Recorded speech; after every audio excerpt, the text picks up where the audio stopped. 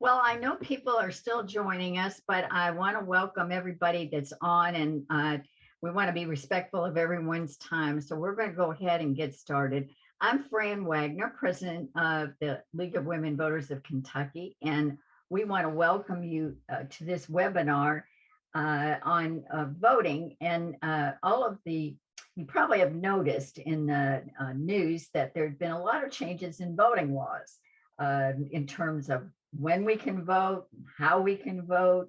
And so we all want for our own information to know what all of those rules are, but we also need to be able to explain them to others because a lot of inquiring minds want to know.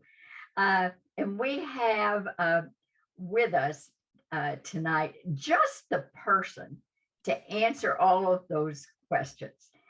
Susan Weston is a member of the board, and she has put together a slideshow that she's going to lead us through. And for us, and it's also important to remember that we can make this available so that you can then share it with others. We suggest that you put your questions as we go along in the chat. And Jen Jackson is going to be monitoring that chat, and we'll try to answer all the questions that we can. And you'll come out of the next hour an expert in Kentucky election procedures. So Susan, I'm going to turn it over to you and take us through all of this wonderful work that you've done. Thank you, Fran. I am Susan Weston. I'm a Danville-based statewide member and also serving on the board. Uh-oh. May I ask for screen sharing to be re-enabled? I forgot to check that. Thank you. All right, give me one more second because I need to get back to the beginning of the show. All right, so. All right, and do we have good visuals for everyone? Looks good. All right, glad to be here. This is our League of Women Voters webinar presentation of our Kentucky Voting Rights Basics presentation, which is our main fall presentation for this year. Quick introduction, we're the League of Women Voters of Kentucky. We're a nonpartisan organization that encourages informed and active participation of citizens. We do take action on issues. We do not support or oppose candidates or parties. We support diversity, equity, and inclusion in our membership and programming. And anyone who subscribes to our purposes and policies is welcome to become a member. That's our short self-introduction. And then I can jump right in. In talking about voting rights tonight, I want to encourage you to think in terms of the four biggest questions that are going to follow us around, which are up-to-date voter registration, whether you have the photo ID you need, what voting option you're going to use, because we now have 4 options for when and how we vote, where are you going to vote, and how can you help family, friends, neighbors look at the same questions and participate in our democracy. That, of course, is the big picture as opposed to the individual picture in the first 4 questions. So to jump right in, a moment on voter eligibility. In Kentucky, you can vote if you're a U.S. citizen and a Kentucky resident, if you'll be 18 or over at the next November general election. And I chose red letters here to underline that under Kentucky law, people who are 17 in May can vote in the primary if they will be 18 by November election day. That isn't urgent right now, but I want people to absorb that possibility of 17-year-olds being part of our democratic process in the spring. You cannot claim the right to vote in another state. You must not have been found mentally incompetent by a court. You must either not have been convicted of a felony or had your rights restored. And yes, people with past felony convictions who have completed their sentences are eligible to have their rights restored. And if that's an issue for you or someone else you know, the place to learn more about that is civilrightsrestoration.ky.gov. Kentucky voter registration is now pretty simple and straightforward at govotky.com. When you log in, you click 6 votes to confirm eligibility. Those are the same criteria as I just mentioned, but you have to check off that you fit those rules. You enter your name, address, birth date, and social security number, and you click submit. After that, you're watching your mailbox for a confirmation card saying your registration has been accepted. It's a really quick process, and it skips waiting for the mail if you go at it that way.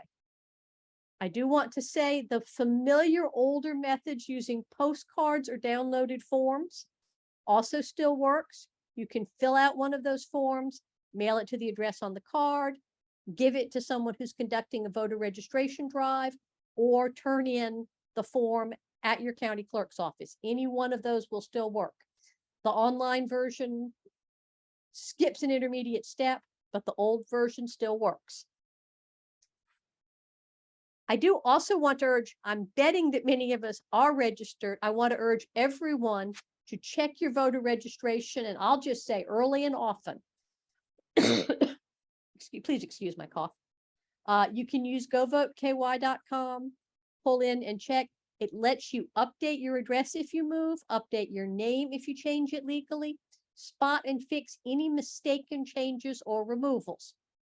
Now, this whole notion that your voting registration might be changed without you doing it is something we should all be alert to. I think, having studied the law, there's not a really big risk of that, but we should all be aware of it, and it's a reason to check your registration on a regular basis. Your voter registration address can be changed if your county clerk receives a report that you have moved within your county. And if that happens, the address change could change your voting location. That's great. That's a help if you actually moved.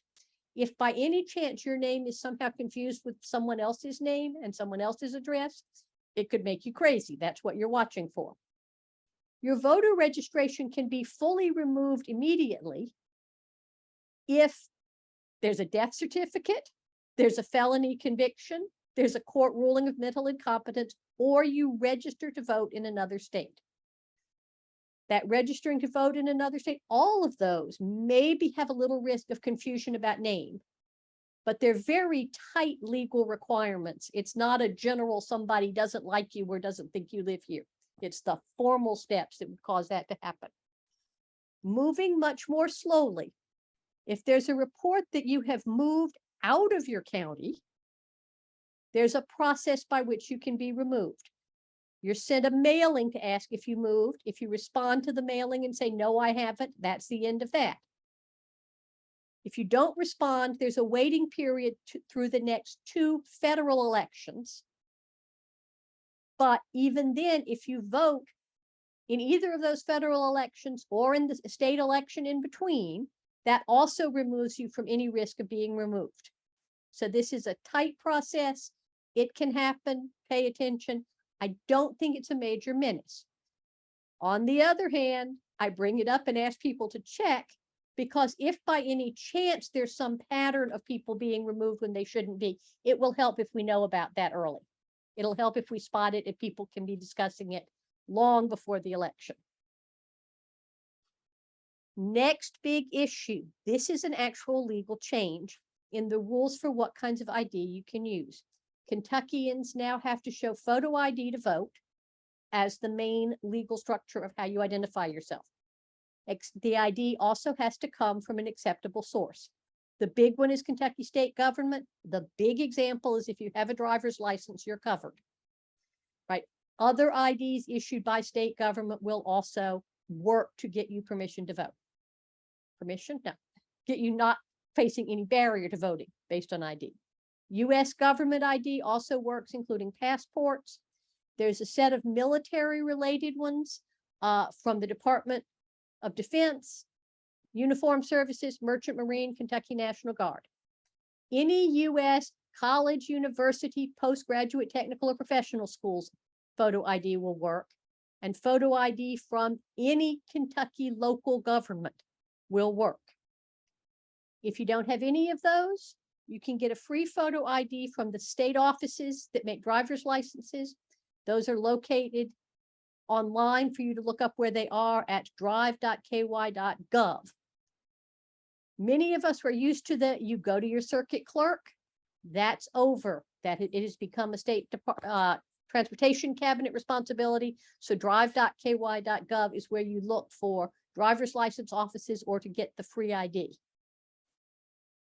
In addition to the free ID option, if you flat out can't get any of those IDs, there's one more option, which is an affirmation when you go to vote. And the way that works is you go to the polling place, you fill out a form explaining why you can't get allowed ID, and you show another form of ID. And there's a list of what's allowed. Another identification card with name and photo, your social security card, a Kentucky benefits card, a credit or debit card with your name on it. And there's this extra category of identification issued by a Kentucky county and approved by the State Board of Elections. So that's another option. Having people alert to that, I think, is how we handle that. I recommend especially checking in with anyone you know who has moved into the state recently or who doesn't drive. I think those are the people who are most vulnerable to this becoming a participation barrier. Moving up to the voting options. And the way I tend to say this is we now have four options for how we vote.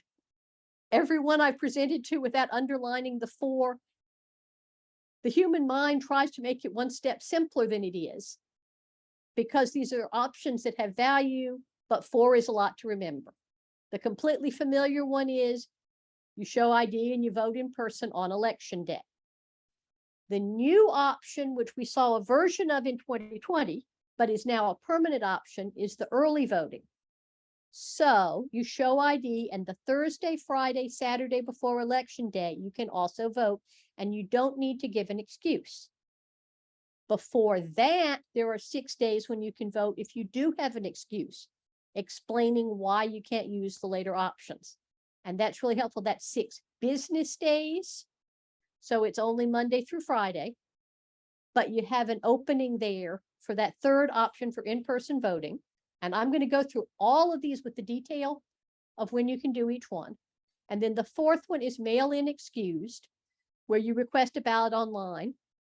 You don't show an ID, but you provide verifiable identification information. And you get a ballot and you return it by mail or through a drop box. So those are 4 options, and I'll show you the detail, because I think this is a really important citizen opportunity to figure out which option is best for you. So Susan, there was a question in the chat about an election worker being able to identify you as opposed to showing an ID. I remember reading about that. I think it was old law. I think now what you would have to do is fill in the affirmation. I think that's what. Yeah, so the poll worker actually has to fill out the affirmation stating that they know you. So then the kind of the burden of proof is on the poll worker to sign that form for you, to attest for you. So it is kind of like another level of hassle, if you will. Oh yeah, it's an additional option. What I will say is state law unquestionably says that you, on your own, bringing the appropriate alternate ID, can affirm and can vote. So if there's still the additional option of a poll worker identifying you, that's great. I wish I was on top of that. I think that option may have been replaced, but I don't want to state that with absolute confidence because it's not crystal clear in my mind. I definitely know we did have it. I'll be glad if we still have it. And I'll aim to be on top of that by the next time I present. Election day, the fundamentals are unchanged. It's 6 to 6 local time that day. Voting locations you do want to be careful about because they move. If you haven't seen them move before, you should know that precinct boundaries are being updated. Precinct consolidation is increasingly common, which means voters from multiple precincts can share a location. And there are a bunch of counties moving to voting centers that allow voters from all precincts in the county to vote in the same place or a couple of places. If you want to figure out where you can vote now on election day, you got two good options. One is to ask at your county clerk's office, and the other is to visit elect.ky.gov, and there you can choose find your polling place. That list was not populated when I checked last week. The plan is to fill those in just a little closer to the election as counties present them, but you can see the options for any place in the state when that list has your county included. So election day is not a big surprise, except for making sure you know where to go. Early voting is a new option. This early voting without excuse is listed in the law as no excuse in-person absentee ballot. We could all go crazy talking about absentee ballots, so I'm only mentioning them to tell you how the law names it. This will be consistent over time that the Thursday, Friday, and Saturday before Election Day have this no excuse option. The times will vary a little bit by county, be at least 8 hours each of the days between 6 and 8 p.m., and the County Board of Elections gets to choose the exact times. The place will either be at your county clerk's office or at a place chosen by your County Board of Elections. And again, to check both times and places, you can use elect.ky.gov or check with your clerk. And then we have Kentucky voting with excuse, which is an extra early option available for those who qualify. The law says excused in-person absentee ballot. This will be 6 days before the early voting. So it'll be the Wednesday, Thursday, Friday of the week before, and then the Monday, Tuesday, Wednesday before the early voting starts on Thursday. You can hear right there the little bit of complication. The times will be normal business hours. The place will be either your clerk's office or a place chosen by your County Board of Elections. And elect.ky.gov will help you find that as soon as they get that information up and posted this year. Who can use this option? The excuses that'll fit are if your age, disability, or illness prevents you from voting later, if you're living out of state temporarily, if you're living out of your home county temporarily as a student, if you're working or commuting during all the voting hours of Election Day and the no excuse days, if you have scheduled surgery or hospitalization for yourself and your spouse, if you're pregnant in the last trimester, if you're working as an election official, and then 2 military categories, one, the legal military and overseas voter issue, and then secondarily, if you're in the uniformed services but confined to base. After that, we get to voting by mail. And this is a little more available and with a different process than folks who did it in the past may be familiar with. September 24th, this Saturday morning, right? You will be able to request your mail-in ballot at govoteky.com. That is now the standard process, is to go through the website. It comes with some helpful bells and whistles and tracking, but you go to that site, you can request your ballot starting on September 24th, all the way through to a second before midnight at the end of October 25th. You do need to be alert to the deadline for your ballot to get back to your clerk. It needs to actually reach the clerk's office by 6 p.m. on Election Day. Special thing to tuck away for yourself or a friend who might need it. If you or your spouse have a medical emergency, you can both apply for a mail-in ballot after October 25th.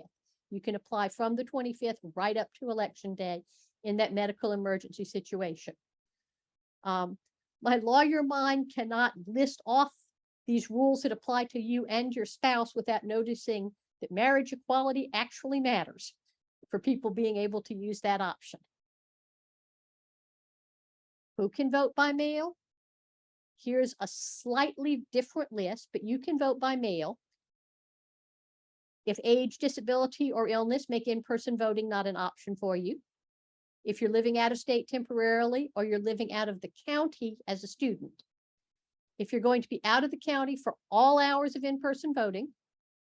If you're in jail on criminal charges, but you have not been convicted of the crime. If you're in the crime victim confidentiality program. if you're the military overseas voter, or if you're simply unable to vote on any of the in-person days. And again, govotky.com is the mail-in ballot connector too. The process has a couple of very small twists. You start by applying at govotky.com and providing personally identifiable information for verification. Right. When the ballot arrives, what you want to do is complete it and use the 2 envelopes following the directions carefully. I've seen people tripped up by not realizing there were 2 envelopes they needed to use to send it back. What I would just say is it's one of those measure twice, cut once things. Sit down, read it through again, then start in on actually exercising your right to vote. You return ballot either by US mail or to a county drop box. Do notice it has to actually get there. So if you're using the mails, mail it a few days before you want it to arrive. You can track your ballot now at govotky.com to make sure it arrives. They're tracked with barcodes. We also have an upgrade that if the Board of Elections looks at your ballot and thinks this signature doesn't look right, or they missed one of the steps to fill it out, you will now get a notice that you can come in and cure your mail-in ballot. And that's a plus, but you want to have an eye out for that notice if that's how you've handled your voting steps. Here's a round up the information for you of the voting dates for in-person. I find this helpful for seeing the 3 ways to do it. So down at the bottom in red, you can see the 8th of November is election day this year, which means the early days are the 3rd, 4th, and 5th. And the early with excuse will be 26, 27, 28, 31, 1, and 2. Again, just saying all of that is a bit heavy, but it really does add up to you have multiple options. I'm planning to be there the minute the polls open on the 3rd. I like that option because it lets me know I've gotten it done. Nothing can keep me away from my voting after that. And if by any chance there's a problem, I have lots of time to fix it. And I think of it as a little contribution to the lines not being unworkable for anyone when we actually get to election day. I think early is a nice little citizen help to your neighbors. I mentioned earlier, for people who want to reclaim their voting rights after a felony conviction, here's a little more information for helping that happen, whether it's for you or for someone else you know, or for a stranger where you end up in a conversation, this is relevant. This is available for people who have a past felony conviction, have completed their sentence. Under the governor's executive order, they may be able to reclaim their voting rights if the offense was nonviolent, the conviction was not from out of state, and the conviction was not in a federal court. So this is Kentucky convictions. You can get around that impact on your right to vote. You can check on the eligibility 3 ways. The one I mentioned earlier was using the website, but you can scan the code we have right here and use that to get to the website. You can use civilrightsrestoration.ky.gov. You can call 502-782-9371.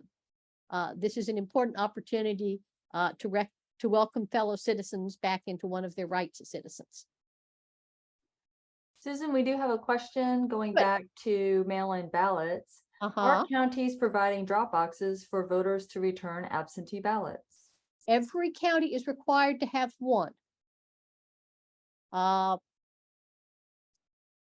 One more time that you can go to elect.ky.gov, and in addition to seeing the in-person voting locations and times, they will tell you where the drop box is.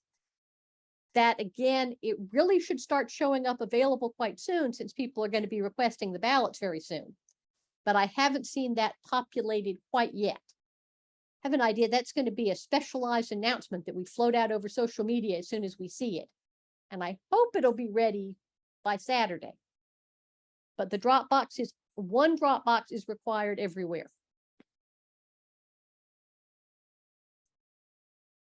I'll take you back to thinking of this to pull together that wave of information. The priorities for you as a citizen who wants to participate are making sure your registration is up to date, that you know what photo ID you're going to use, that you've chosen which voting option you want, and you've sorted out where you're going to go to vote. And I would add there, where would also include if you want to use a drop box, where's the drop box? Then the follow-up for everyone is, can you pass the word on so that other people also don't find their voting participation interfered with? Just to give people a little further rev up on being good participants, I do want to share a little about our Vote 411 project. Vote 411 is a National League project, and the League of Women Voters of Kentucky is actively participating in it. This is set up so candidates can share information and respond to questions. Their responses plus information the League pulls together are shared at vote411.org. Voters can go there and search to see the candidates and information relevant to them, and it's another source for critical voting and logistics information. We got a lot on the ballot, and candidates for many of these offices will be included in what Vote 411 offers. We've got federal elections, 1 U.S. Senate seat, and 6 U.S. representative seats. Half the state Senate, all of the state House are up. In terms of our justice system, we've got multiple court offices. Many local offices are also up. And Kentucky has 2 constitutional amendments on the ballot this year. To give you a brief idea of what those 2 are, Amendment 1 would change how special sessions of the General Assembly are called. If people vote yes and the amendment passes, that'll mean legislators can meet more often and change Kentucky law more often. For the first time, the Speaker and the President of the Senate will be able to call special legislative sessions.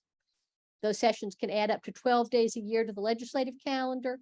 Legislators will define the agenda. That's the topics that they can discuss and the bills that can be passed during the special session. If folks vote no and the amendment does not pass, we'll keep our current rules. The current rules limit the legislature to 60 days in even-numbered years, 30 days in odd-numbered years, plus special sessions called by the governor, and the governor specifies what kinds of bills can be passed during the session. So that's one piece. And here's our straight up, rather like how we try to do it on Vote 411, a summary of both sides. The other amendment is getting more attention, which would amend the Constitution to say nothing in the Constitution creates a right to abortion or requires abortion funding from the government. Yes votes and passage of the amendment would mean lawmakers are able to pass laws restricting abortion, and people affected by the laws will not be able to ask state courts to overturn them as violations of state constitutional rights. And if people vote no and the amendment fails, the Constitution will be unchanged on this, and that means people affected by state laws can argue in state court that their rights are being violated. That doesn't tell you how the courts will rule on the cases, but yes would close a door, no would leave a door open for those arguments. I skipped one. Vote 411 is also a place where you can help. A really simple thing is if you look for candidates' answers and they aren't included, you can ask them to respond. You can share Vote 411 with others. You can encourage people to use it as an additional step for checking on their voter status, and you can volunteer. We'd love to have you. You can email us at vote411@lwvky.org, or here's another of those lovely CR codes to get you to a place where you can connect if this is a place where you'd like to plug into the work of keeping our democracy lively. To give you a closeout, I'm going to show you a little more information, but at this moment, I've come through the informational pieces. We'd love to share this information and handle questions, and Jen's going to hit me with more as they show up, but you can reach us at our info email. Here's our phone number. Here's our list. And we'd especially love to have you join our outreach circle, which lets us send you election alerts and voter information using that QR code. I'll now switch to what I refer to as the big gold slide. Susan, before we move on, there is another question Okay. for, if Amendment 1 passes, will the governor still be able to call special sessions? Yes. This is an additional way we can end up with more legislation. And there's another question in the Q&A. So Mark's asking, are you using absentee voting and mail-in as one and the same, or is there a no excuse right for mail-in? That is, anyone can vote by mail-in or only if you have a qualified excuse? He has caught exactly the reason I was evading those terms. Let me go back. I'm going to have to zip you rapidly through flashing. If it makes you woozy, you might close your eyes for a second to go back to the full list. There are 4 options. All but election day are called absentee voting in Kentucky law. But early is early in-person absentee, no excuses. Excused is early, is in-person absentee voting with an excuse. For mail-in, it always has to be excused, and the list is a little bit different. So there's not a, just because you want to do it, mail-in option under Kentucky law. This is a place where we have running discussions about, could this be simpler for voters? This is the expansion that the legislature has been comfortable with up to this point. And to use the mail-in option, you have to go in and give one of the explanations of why you need it, that fits your circumstances and also matches up with the law.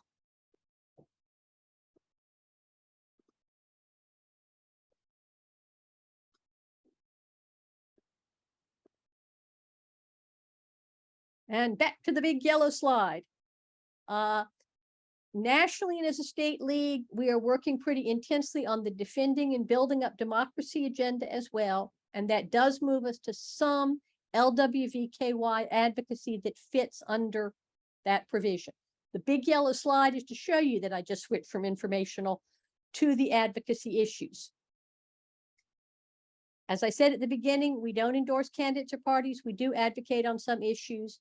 3 big topics for us this year are defending reproductive rights by opposing Amendment 2, supporting restoration of civil rights for those who've completed their sentences, including those who don't qualify under the governor's current order, and calling for better redistricting to reflect public input and create fair district maps. In that list, we are urging people to vote no on Amendment 2. Our big reasons are that it's a medical decision that's complex, but the language of the amendment is absolute and final. We see it as political overreach to have the legislature be pushing government into medical decisions, and we don't know where that goes next if we don't say this is a step too far. And for people who want to be pregnant, this kind of a provision will add further risk for their ability to get the medical care they need. We're pointing out to people a total abortion ban is estimated to increase maternal mortality risk by about 21%. So we are encouraging people to vote against that amendment as a key part of what we're working on through this election season. Voting rights restoration is also a running priority for us. Kentucky is one of only 3 states who have a constitutional structure that permanently bans people with felony convictions from voting unless they get an action by the governor. Even with the governor's 2019 decision to allow some people to get their rights restored on a broad basis, we're still seeing the number of Kentuckians eligible to reclaim their votes increasing. So the League is working to amend the state constitution to automatically restore voting rights upon completion of sentence. This is another League initiative where we'd love to have your help.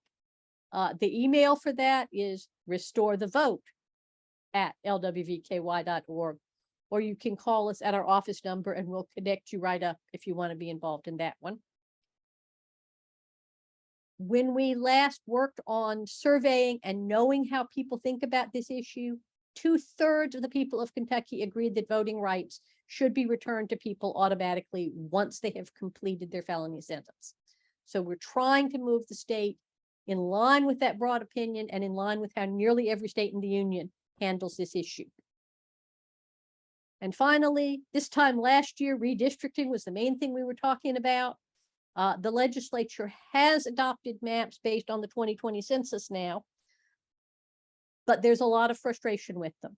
If you haven't seen the state map for the 6 congressional districts before, I invite you to have a look, especially at District 1, which runs from Fulton County in the southwest corner of the state on the Mississippi River, all the way up to Franklin County and the state capital. I'm in Boyle County, which used to be the absolute center of the state, and I'm in the district with Western Kentucky.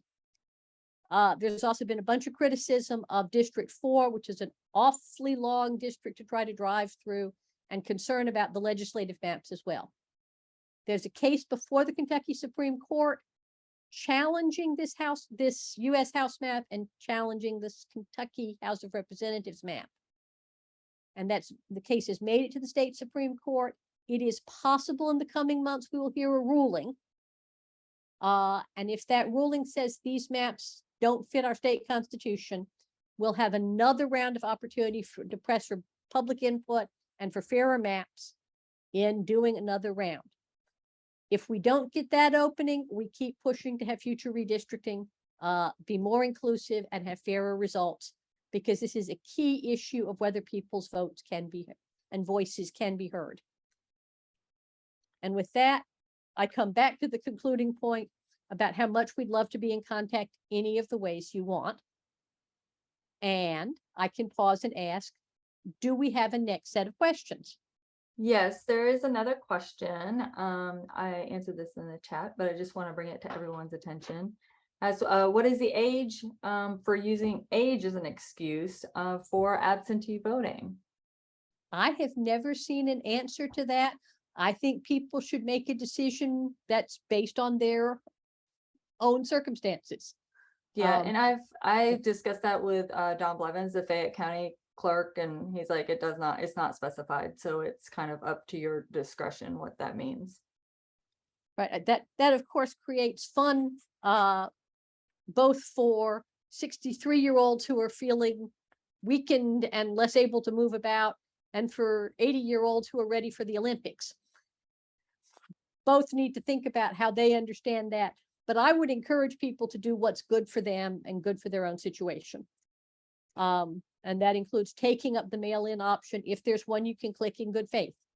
If you think it fits, I have not heard anyone questioning anyone else's statement of an excuse. Though I wouldn't recommend, dancing a jig in front of the county clerk's office on election day if you've said, I can't be here to vote in person. I'd be a little more discreet than that on filling that out. Other questions or puzzles? I don't see any more questions in the chat or the Q&A. Certainly, if anyone has a question, if you want to please either put it in the Q&A or the chat. If we sit here, I'm going to go back to the mail calendar slide while we do that, as the best chance of sparking more people to think of their questions while we're still here. One thing that I wanted to bring up is that for the Amendment 2, it states that by voting, I guess, yes, that the legislature would not be able to pay for abortions, but isn't that already a law? There's there probably is state law. There's definitely federal law known as the Hyde Amendment, which has been renewed over and over again for 30 years, disallowing use of federal funds. I haven't seen the Kentucky statute, but I bet there is one that says this is a classic problem. The constitutional issue is the legislature allowed to do it? If the law allows the legislature to do it, they may do it or not.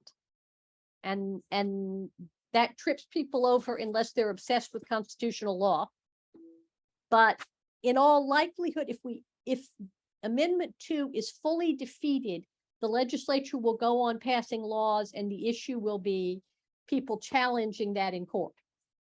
If Amendment 2 passes, all the challenges in state court will probably become impossible. Someone might think of an angle that doesn't sound like they're claiming a right to abortion. I haven't thought of one yet. Lawyers are sometimes creative, but the door to stopping legislation will get really hard to work your way through.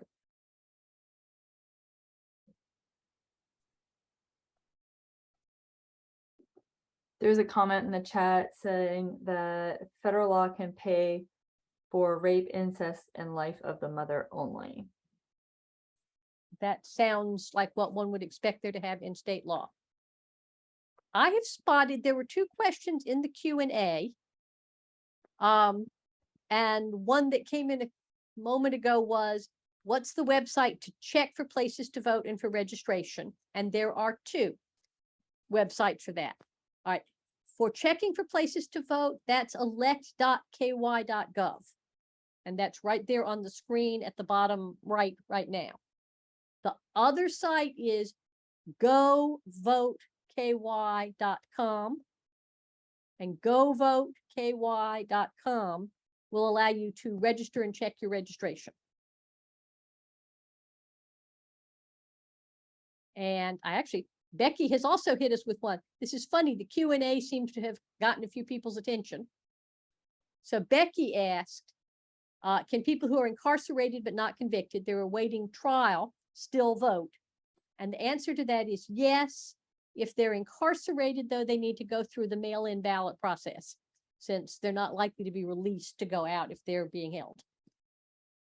But that is well worth reiterating. And it's pretty important that people who have been jailed without having been through the trial and conviction are still full citizens, presumed innocent, and fully allowed to exercise their rights.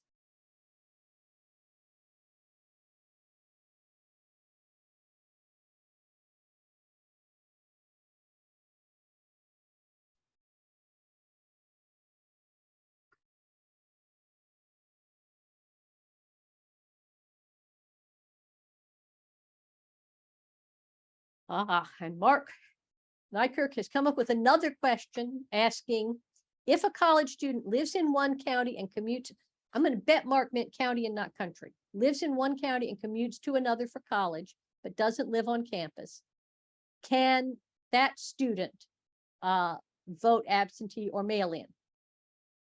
And I think the answer to that is, will they be out of county during voting hours? And if the answer is for the whole of the set of voting hours, then yes, both the early voting, the excused early voting and the mail-in voting will be available. Folks who are in the county for 2/3 of election day, folks who are in the county for most of the time with early voting should go ahead and fit voting in for that and go ahead and do it in person. But a commuting student would have a different one of the excuses available. Let me see if I can get those pulled back up to make this visible. So for mail-in, right, the last of the reasons is unable to vote on any of the in-person days. And we also have out of county for all day hours of in-person voting. So a commuting student who has either one of those situations has the mail-in option. A student who's in and out of the county during voting hours should fit in the in-person options.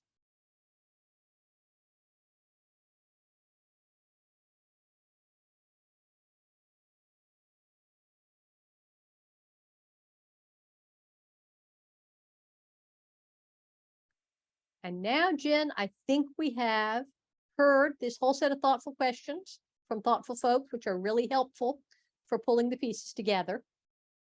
So I think we may be about ready to say farewell. Does Fran want to say another word? Yeah, I think Fran was going to come back on. Fran, do you want to start your video?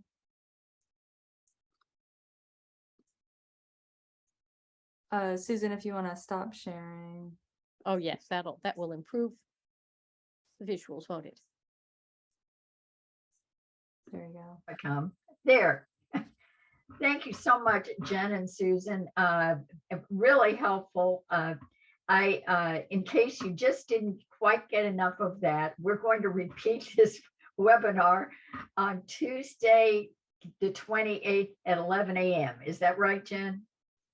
I think I believe that's it's the 29th. So next Thursday at 10 a.m. Yes. okay. And, Thank you. and you The can 20 register for that on our website.